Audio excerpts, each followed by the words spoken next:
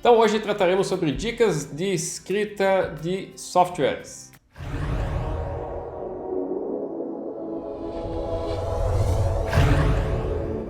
Então nós vimos no nosso último encontro a importância de escrever o mais próximo do que se fala, buscando ser o mais autêntico possível, ou seja, aquilo que nós falamos deve ser escrito, mesmo que se utilize gírias ou o nosso português, nossa língua saia com alguns erros, mas isso faz com que nós tenhamos essa chamada autenticidade.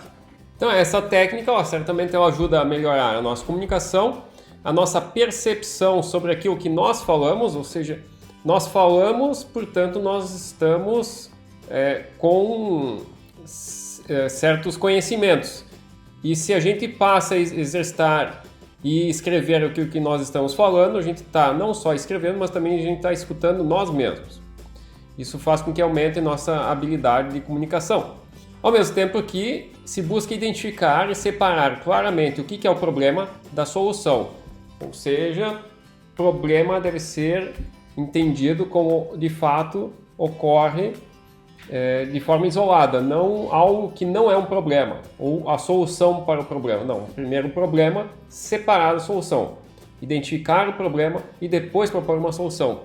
Não falar o problema já falando uma solução. Em todos os casos, é sempre muito importante a gente se comunicar, a gente falar de forma adequada. Não vou tratar aqui do tema em que muitas comunicações elas são erradas, seja na forma de escrita, na fala, e ainda assim da audiência, a audiência aumenta. Mas o que eu vou transmitir, mesmo que em termos de programação, desenvolvimento de sistemas, é que a gente possa ter uma linguagem adequada, e adequada aqui entende-se que seja comum, e por isso a gente indica sempre a escrita correta, a fala correta do português que a gente utiliza aqui no Brasil, para que todas as pessoas tenham essa linguagem comum e possam estar tratando do mesmo tema. Um dos pontos que se visa nessa comunicação é a chamada credibilidade.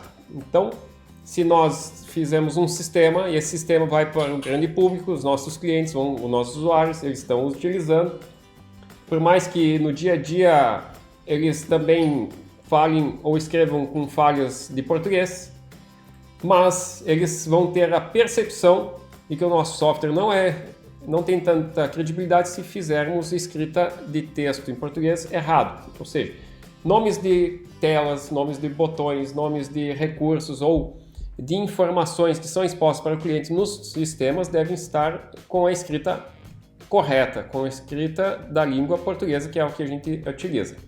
Nós temos clientes que se utilizam de espanhol, então precisamos escrever o espanhol correto. Só que também tem as variações do espanhol. Nós temos o espanhol no Uruguai, espanhol na Bolívia, temos espanhol na Argentina. Então, conforme cada um que tenha a melhor adequação na sua linguagem. Então, num software, num programa, quando a gente está escrevendo o código-fonte, o que a gente orienta sempre que as variáveis, que vai ser um tema tratado para os próximos encontros, vocês podem ficar acompanhando e aguardando que falarei sobre esse tema. Então essas variáveis procuramos expressá-las da melhor forma possível e evitando sempre a utilização de códigos. Então exemplo, ao invés de usar code para representar o código do cliente, o nome da variável nós colocamos código cliente. Então nota que existe uma diferença grande entre code e código cliente. Isso porque mais adiante poderemos ter fornecedor. Então, nós teremos COD e COD 2, por exemplo. COD seria para identificar cliente e COD 2 para fornecedor.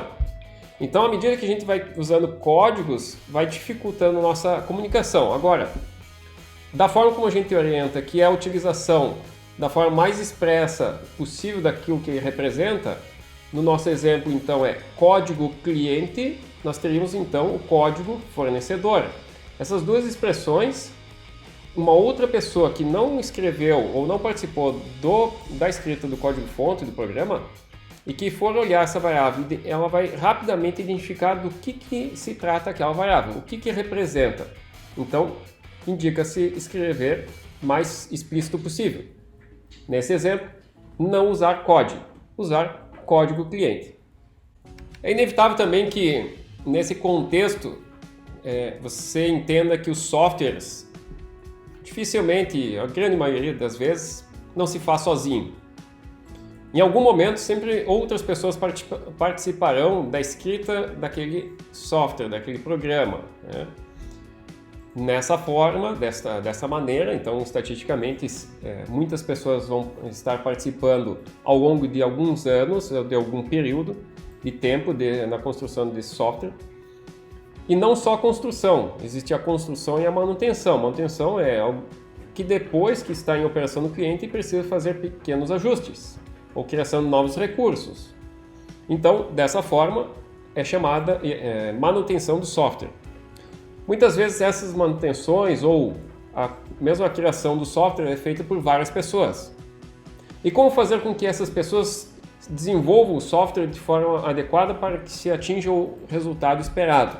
Então, um dos temas principais é ter a mesma linguagem, não usando códigos e expressando as variáveis da maneira mais completa possível. Nota que aqui nos exemplos que foram dados anteriormente, eu não usei as junções, né, as conjunções. Exemplo, eu falei código cliente, eu não usei código do cliente, porque o do ele não tem representatividade, então a gente acaba omitindo. Mas código cliente já é o suficiente para expressar aquilo que está se falando. Também tem uma dica em relação a essa escrita, que a primeira letra de cada palavra se usa em maiúscula e as outras letras se usam em minúscula. Por exemplo, código cliente, então o C de código é maiúsculo e o outro C de cliente também em maiúsculo.